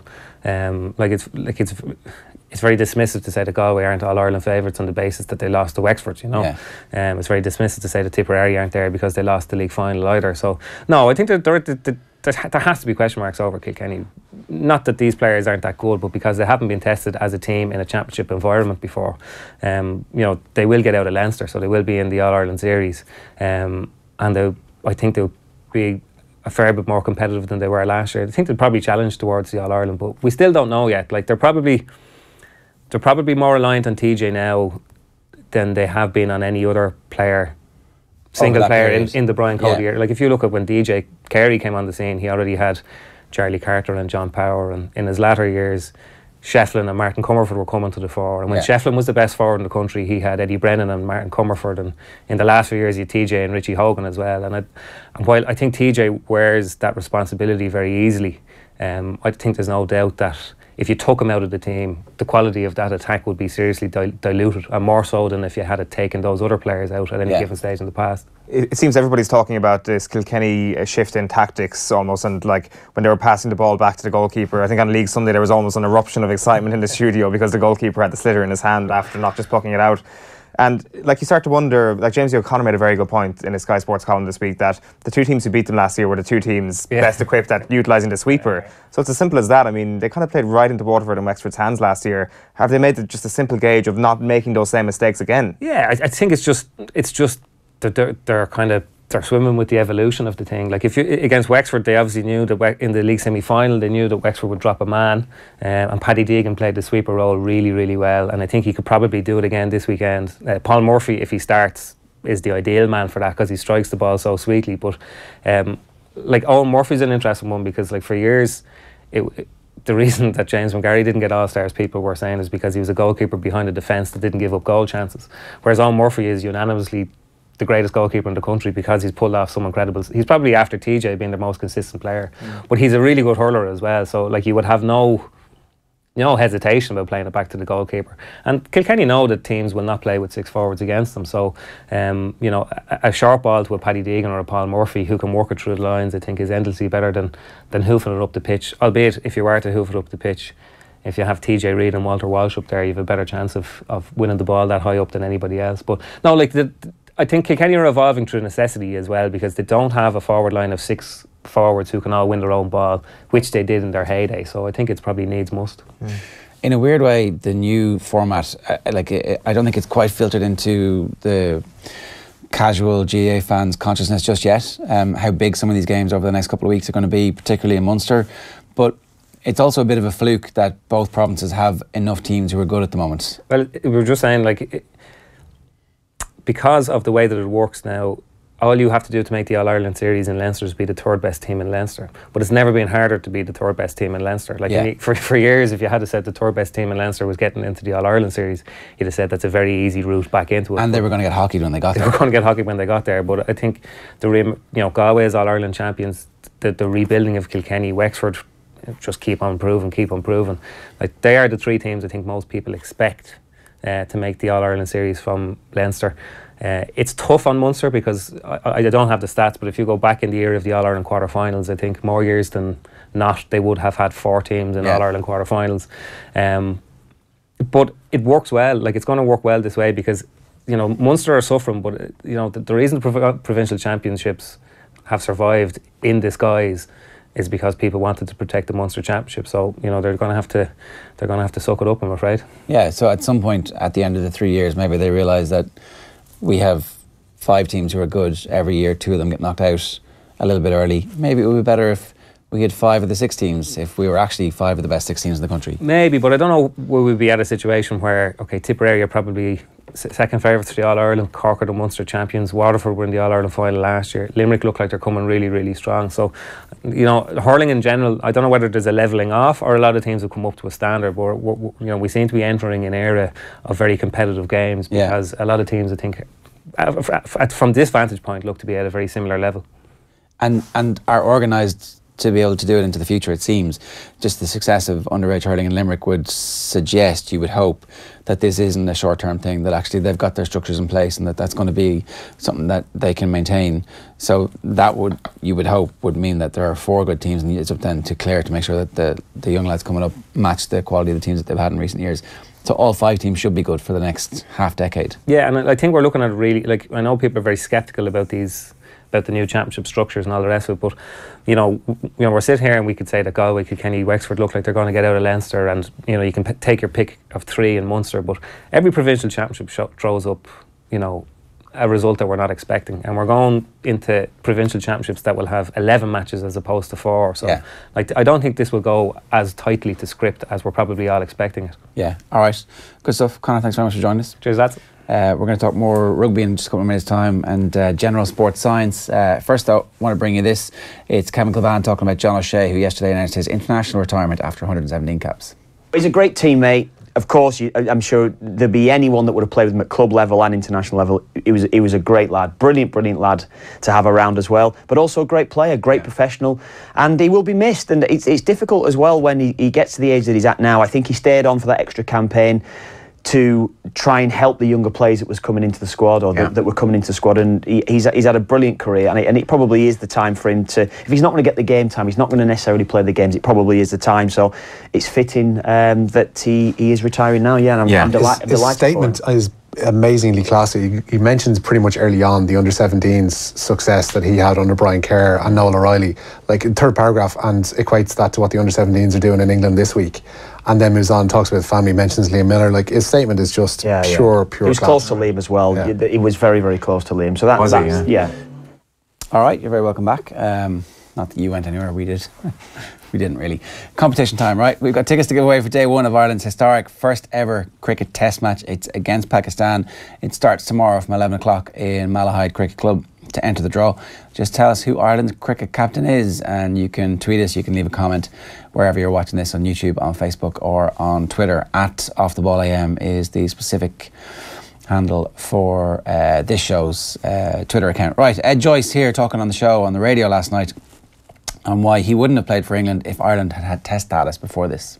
You know, you wouldn't go to England. I certainly wouldn't have gone to England and tried to play for England if test match status had been there, because, you know, there'd be no reason to. You know, I think that was the big driver for me, and I know it's the same for Owen and Boyd Rankin as well, who Irish guys who played for England or are still playing for England. So I think, you know, it's going to be you can still find the odd player going to England and playing county cricket, but I don't think it's really tenable for them to go on and play for England now, because, you know, they can't really say that they're trying to play test cricket or, you know, trying to get to the top of the game, because Ireland can do that now. You're right that the big series like Ashes and stuff like that are there, but, you know, having test matches, we're part of this 13-team ODI league now going forward as well, which is the top 13 teams playing 50 over cricket. So we've got guaranteed games going forward. You know, we've got a lot of professional contracts, and you know, people can make a living out of playing the game now. So I think far fewer players will go to county cricket. We still have a few young guys who've made the journey over there and are still sort of playing over there,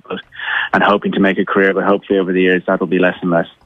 Yeah, that's Ed Joyce speaking on the radio last night ahead of Ireland against Pakistan in Malahide on Friday. And best of luck to everybody involved with that. It's a huge piece of Irish cricket history, and we'll obviously be keeping you up to date with how they're getting on across the course of the weekend here and wherever else we're broadcasting, which is obviously on all the radio stations that we cover for you too as well. Now, Stephen Smith of Kitman Labs is with us in studio. Stephen, good morning to you. Thanks, Ger. This is one of those stories that we cover a bit from time to time about how well some of the Irish companies involved in the science of sport are doing around the world. We've spoken before about it, but just to give a quick recap of what Kitman do, maybe to explain people who are coming just to the story now. Yeah, so we're a data science and analytics company. Essentially, we work with professional sports teams all over the globe, and we consume all of the data essentially from all of the medical areas, from the performance areas, and then all of the other data collected about athletes, and we perform data analysis services trying to help them to understand how do they optimize performance, how do they keep their athletes healthy, and how do they help their teams to win. Okay, so it's it's an ongoing thing that can help predict future outcomes, to prevent injury, but also to kind of show that you're working well here but not so well in other areas. Exactly. I mean, listen, if you think about what's going on this week with, you know, in Leinster and the preparations for this weekend, I mean, at some point in time, all of that team, that backroom team, would have to sit down and understand, well, what does the training week actually look like this week? How do they ensure that they get the right drills? How do they ensure that they spend the right amount of time? How do they ensure that they recover their athletes appropriately? And there's a huge number of factors that play into that, the tactics and strategy they want to deploy, but also how do they ensure that they don't overwork their athletes so that they're fatigued going into the game this weekend, and how do they ensure that they actually don't underwork them and actually they don't have enough stimulation so by the time they get to the game that they actually don't perform well. In the past, that would have been a coach going, yeah, he looks good, yeah, ooh, he's looking a bit undercooked, we need to get him out there.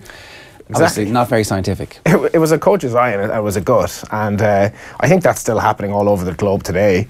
But you know, there's a significant amount of work now happening, and there's very forward-thinking and innovative teams who are now leveraging technology that we have built to now help them to actually make that decision. And by no means does that rule out the coach's gut or experience, like they have that, but this helps them to validate and invalidate some of the thoughts that they've had, and then really fine-tune those decisions. How does your technology actually work? What kind of markers are you gathering? What information do you get? Everything. So it depends on the team, but like, you know, they're collecting GPS data, accelerometry data, so they collect all the distance of what the athletes run, changes of direction, collisions. We'll take all of the performance tracking data from the game, so we know tackling, passing, we know about how they're sleeping, we know about how stressed they are, we know about like how they move and like range of motion around joints and what their movement patterns actually look like.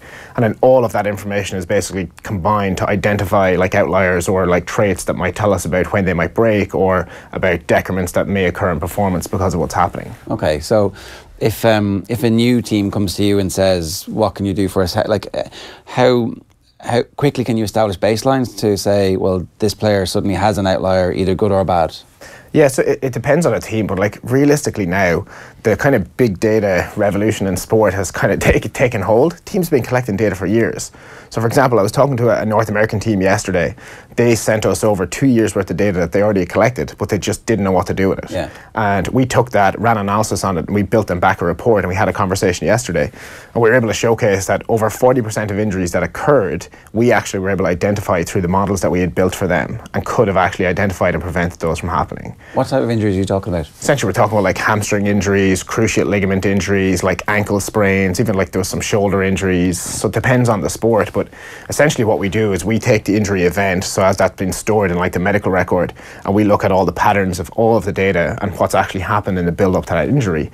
And the system basically just models multiples and multiples of those together to understand what happens when all of these occur, and then we produce back the insights to coaches. Okay, so predictive in terms of the future, that team starts to work with you and you'll be able to say there's a reasonable chance that this player is in line to suffer a cruciate injury or a shoulder injury because they're stressed in these particular areas. Absolutely, and the technology's even got to the point now where we can tell them exactly how much risk. So instead of just saying this guy might be at risk, what we can say is, well, 42% of the time previously when this happened, people had this injury. Like, that is phenomenal, like ability now to be able to get to that and say, well, 42% is probably high, but if that's if their risk has increased, but maybe it's got to 4 or 5%, there's certain weeks where you probably just have to take that risk. Yeah. You know, a big week like this, you know, you absolutely would. Presumably there can often be kind of a struggle with buy-in, and you just kind of alluded to it there a little bit, that if you say to somebody, this guy's got a huge percentage chance of a shoulder injury should a heavy impact come on that shoulder, like presumably there's people who not only would want to take that risk, but people who say, this is nonsense, I mean, I don't believe what this is saying, how can you predict a shoulder injury? Absolutely, but I mean, if you think about when I was first in rugby and first in professional sport, what would always happen was we would collect all of the data, and I think we were the first Northern Hemisphere team to actually use GPS technology in Leinster back in 2008. And of any sport, and we would collect the data and we would basically look at changes in terms of what would actually happen. So we would see a guy had ran more distance, or he's had more accelerations or more decelerations, and we always associated change or like an increase in volume or distance or intensity with an increase in risk. But that's not actually true, and that's why I think there has been a struggle with buy-in in sports science globally, because coaches would look at that and like sports scientists would be coming and saying, hey, he's done more, we need to pull him back, that's dangerous. We didn't know if it was dangerous, but by what we've actually done, by linking it with actual events, it's not our opinion. We're not coming saying that, we're saying, well, 50% of the time previously when that happened, this is the outcome. Do what you want with it, and like coaches obviously have the final call, but our job as sports scientists is to arm them with facts and give them facts, not opinions, and allow them to actually use that as part of their decision-making process. Because it seems that there's, like, quite often, there might be a long way to go in this as well, that I'm not sure what you've seen in terms of the different teams you've worked with, but the one example that always comes to me in terms of injuries that could be predicted is with a club like Arsenal or something like that, and there's been a lot of commentators around that club, and people can say, even with their own eyes watching Match of the Day every Saturday, it's like, that guy's due an injury, and lo and behold, it happens. Aaron Ramsey has done his hamstring yet again, or something like that.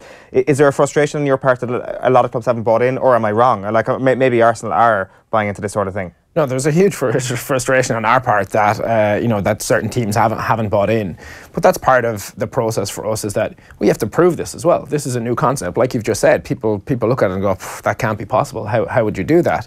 So it's our job not only to build the technology that can do this, but also to educate the market and help them to understand that this is possible. This truly is possible. This is not a pipe dream. This is not somebody saying, hey, we have a secret formula or we have an algorithm essentially to do this. That's not how this works. We have built essentially research techniques and research products that allow you to collect all of your data, link it back with actual events and see what has happened.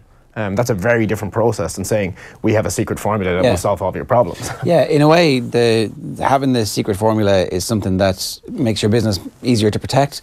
So now you're entering a phase where it's about reputation and it's about relationships, and that's the kind of hardest part for a business to grow in some ways.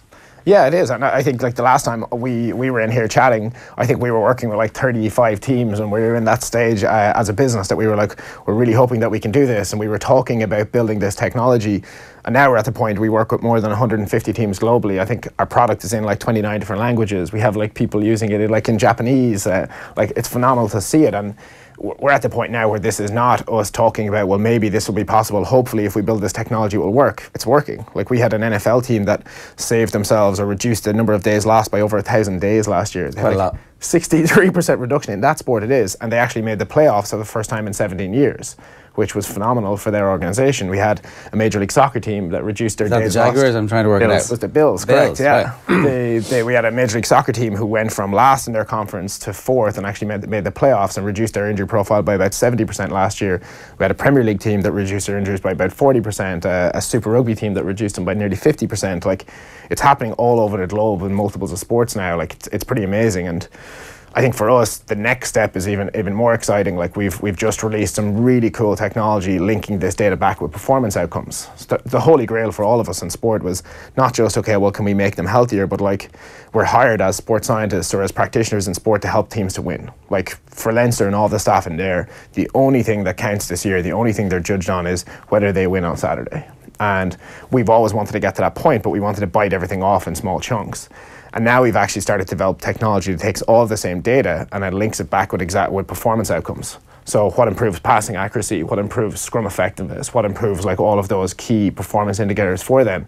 And then how do we optimize what we do in training to ensure that we get to that right outcome. So it's not just now about injury prevention, it's about improving the quality of every activity that they're involved in. Exactly. I mean, like that's the holy grail, that intersection of how do we make our athletes better and how do we actually keep them healthy, because that's what coaches are trying to do. We believe that by training people and giving them that stimulus that actually we're making them better.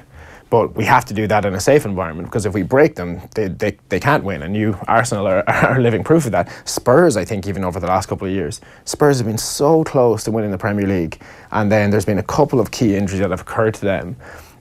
So being able to now grab all of the same data that they're already working hard to collect, and then taking that information and then linking it back to key performance outcomes and helping them to suggest that, well, this is what training on a Monday should look like this week, this is what it should look like on a Tuesday, and then being able to adapt that day to day, seeing how the players are reacting and responding to ensure that by the time Saturday comes, that they actually go out there and nail it.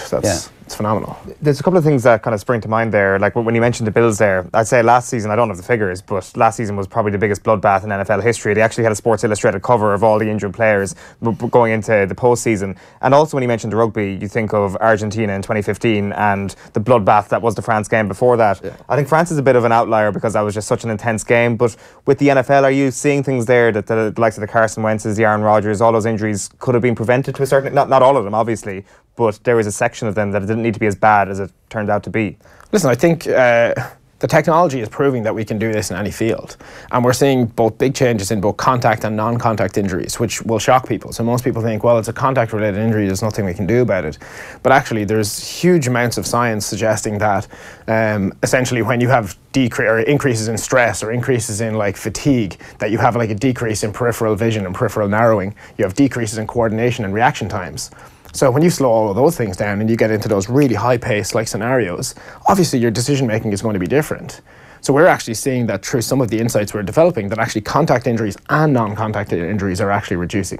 Like that's a huge step forward for the industry, I believe. And I think, to your point, absolutely there's something that can be done, and it was a bloodbath in the NFL. The majority of teams had an increase in injuries. The fact that the Bills had a decrease in injuries, like, I think is testament to the amazing work that their staff are doing within that environment. It's also famously a copycat league, that as soon as the analytics started to get into the NFL in terms of performance, everybody's like, ooh, I need a little bit of this analytics. What are you guys doing over there? So, like, as soon as the story about the Bills begins to get out, presumably everybody else in the NFL is like, what are you guys doing? How do I get a bit of that?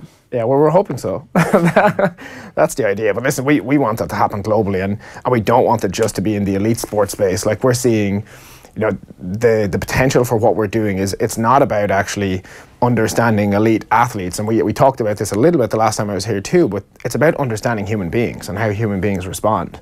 And I think when we last chatted, we talked about the fact that, hey, there's potential actually for this to touch everybody, but it was kind of like, hopefully, at some point.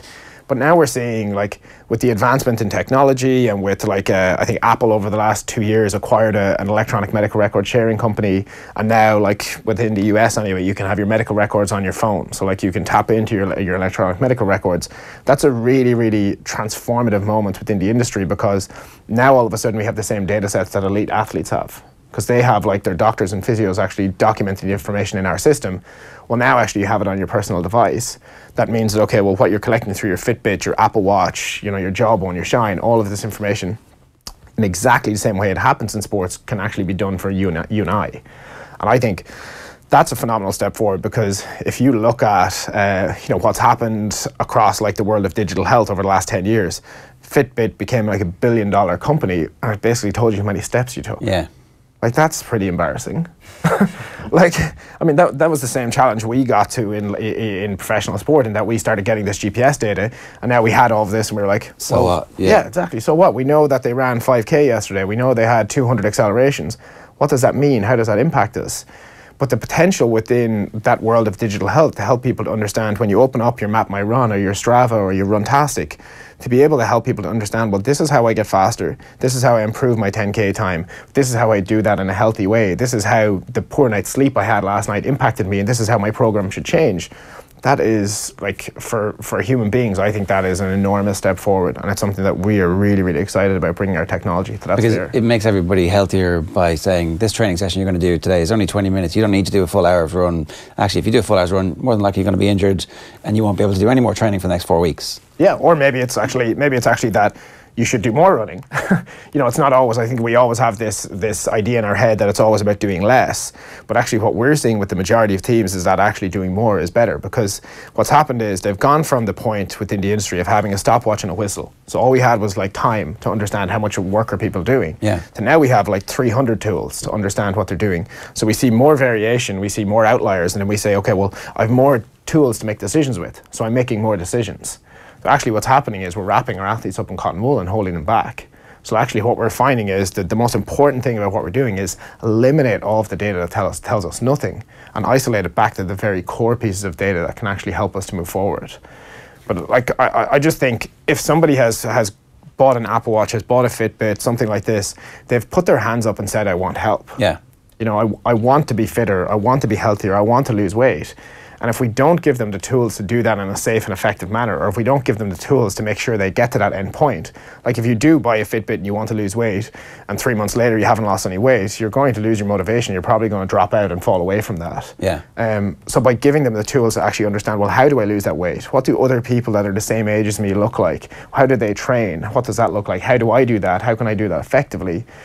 That's a really, really exciting opportunity. And I think the value that we can bring to people to help them understand how do they control their healthcare journey, I think that's exciting. How far away are you from that consumer product? Not very far at all. So the technology is there and is capable of doing it. Now it's about essentially the difference within that environment today is that we provide the insights back to professional practitioners today. So strength and conditioning coaches, doctors, physios, because that's the environment in a professional team.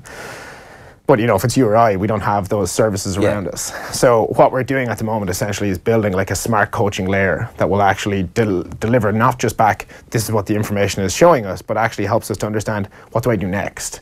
And how does that change and augment day to day?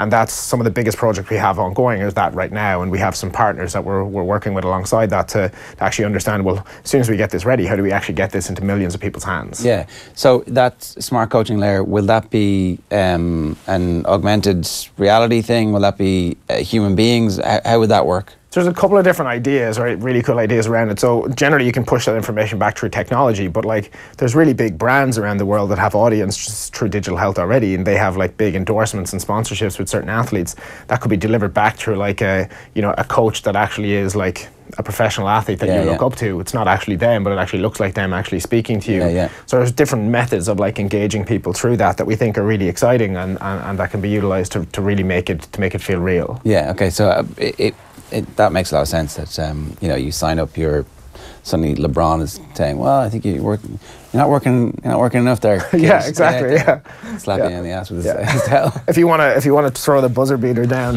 this is what you got to do. Yeah, exactly.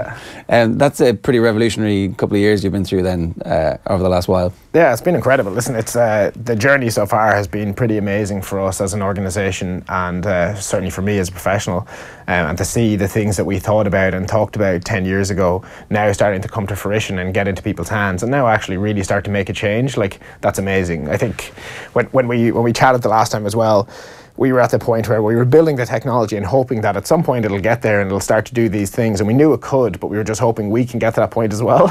And now to see that in people's hands and to see the insights that we're generating and to see the excitement, like that team that I presented that data to yesterday, like they were so excited. Like they've spent 5 years collecting data and being really frustrated with like not understanding what it means, and to hear them even talk about how exciting it was for them to be able to now start taking that data and turn it into decisions, like they're the proof points that get us really excited as a company. And so you're selling them the technology?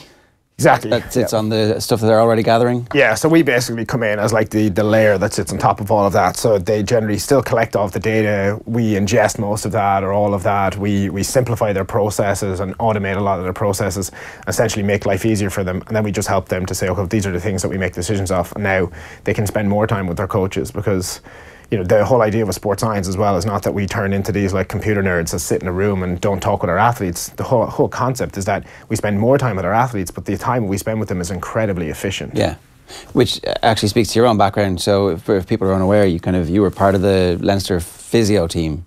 Yeah, so I kind of sat between the physio and the strength and conditioning team, so I was a bridge between both of them. I was there from around 2007-8 all the way through until 2014-15, so through quite a successful period, and it was an amazing journey there as well. And I think I owe probably the success that we've had today to them, because the things that we've done and the journey that I've been on wouldn't have happened without being involved in an environment like that. Like I listened to the podcast last week from the Roadshow, and I heard like Geno and Draco and a few of the boys at Lukey talking about like the journey that Leinster came through, and you heard about like the cultural shift that occurred at Leinster. That's why all this stuff happened as well. Yeah. Because the standards, like Shane Jennings talked about last week about how he was humbled by the fact that people said he was part of like the cultural journey, but he really wasn't. He absolutely was. Like people like that created that environment. They didn't take second best. They would never accept second best. Like the standards were so high within that environment, and people like Jenna weren't always the most pleasant people to work with because of that. Because they were harsh. But like that's what was needed. Like that's why he was great. Because he created that, and like whilst people may not have liked him when he would call them out, they absolutely respected him. And for us, like the journey that we came through, that all occurred because everybody was asking for more, and everybody wanted to be better, and the competition within that change room at that point in time, and it sounds like it's exactly the same right now. It was fierce, because everybody wanted to pull that jersey on at the weekend. Everybody wanted to get out there, and essentially that's what you need. Like that's what success looks like. It's not individuals, it's everybody, and everybody like moving in the same direction. Yeah, so you've got an office here in Dublin. That's where the company starts, obviously, in Dublin, from Leinster to Kitman Labs. That's your own, and now obviously you've got offices, I guess, all over the world. Yeah, so we have 35 staff, I think, or maybe a little bit more in Dublin now. We have about 10 in the US, and we have we have 2 now down in Australia. So we have 3 different offices covering all 3 different time zones. But we need it just because we have a lot of North American clients, we have a huge amount of European clients now, and then we also have like a lot of Australasian clients. Like we signed a league-wide deal down in Australia a couple of maybe 2 months ago. We have a huge number of clients there. We have some clients in New Zealand, some clients in Japan, and that's continuing to grow. So it's amazing again to see like the evolution of that, and the fact that now we are a real global company. but it's also very challenging from a time perspective. So I think I've aged about 10 years over the last 2 years trying to manage like offices that run 24 hours because they're, you know, we cover each different time zone. So basically it's just never stopping, which means like the amount of communication and contact required is pretty huge. Yeah, no doubt. But it's like, you know, it's obviously one of those challenges with quick growth is that you've got to manage that. It's clearly going quite well if the NFL teams and the Major League Baseball teams are all starting to pay attention. The next surge is when they all decide that they have to have it, and you have to be ready for that as well. Exactly, like the growth is really fast. I think the first quarter of this year, first 3 months of this year, we added more teams than we'd I think added in like 10 months the year before. Like that was challenging for us. It was great. Like they're not complaints. Like we had the biggest quarter we've ever had, but being able to then service that and being able to get like the right bodies. It's not just about getting people. Like we hire professionals that have actually worked in professional sport. We don't hire graduates who just come out of university. We want people who have lived it and breathed it like I have, who actually understand the problems and challenges these teams face so they can provide like first-class service. And that's really hard, like finding the right people. Actually, over the last 2 weeks, we just hired a guy in Australia who's been here for the last 2 weeks. He used to work with Tigers, used to work with Quins, used to work with the Waratahs. And like, you know, world-class people like that, finding them is a challenge. But it's also amazing because the respect that we're getting from our clients because of the talent that we're bringing in and the skill set that we bring. And our internal motto has always been like, to be the team behind the team. And you can only do that by having like world leaders within your environment. And understanding it. And again, I think it's clear kind of just listening to you how important that exposure at an early stage to the Leinster environment was. Just one final point, Ireland, not a bad place to be doing this at the moment. There's a bunch of other companies who are also doing it. So the space is growing really quick. I know Orico are not in the same space, but kind of in a related field, and they're also doing quite well at the minute. Yeah, I think, listen, there's lots of companies here that are doing well, like Stat Sports are doing great as well. Like Ireland seems to be a really like a good hotbed for this type of technology. I think that's happening just because we're small over here, we're so passionate about sports, but we have to think globally because, you know, you can't be successful within the world of sport by just being here based in Ireland. There's 4 professional teams and that's it. So you think about these things in a way bigger way. And I also think like being Irish helps. We're liked in most places that we go. So, you know, walking in the door with an Irish accent is never a bad thing. And then also, I think, you know, because of the work that the Oricos, the Stat Sports have done over the last number of years, when we walk in, people have this expectation. They know that actually sports science and like, you know, I think brains and intelligence over here is high. And you know, the kudos that we get from being from here now and the rapport that's being built by Irish companies is phenomenal globally. Yeah. So it's not a fluke that you all came out at the same time, or is it just a coincidence that these 3 successful companies in the same field are like clearly? I guess you are competing for business at various stages, but I don't know. I guess I'm wondering, is there stuff that the prevailing conditions in Ireland helps? I don't know. I think like if I think about Stat Sports' journey as well, and I'm just referring to them because I know them obviously a little bit better, and you know we started working with them at Leinster years ago. I think again they were probably helped by the environment in terms of what was happening in Irish rugby, and that's probably the catalyst for both of us as being like the starting point for both of us was in that environment. And Irish rugby was going really well at that time. Munster had all the success that they had as an organisation. Ireland were starting to go really well.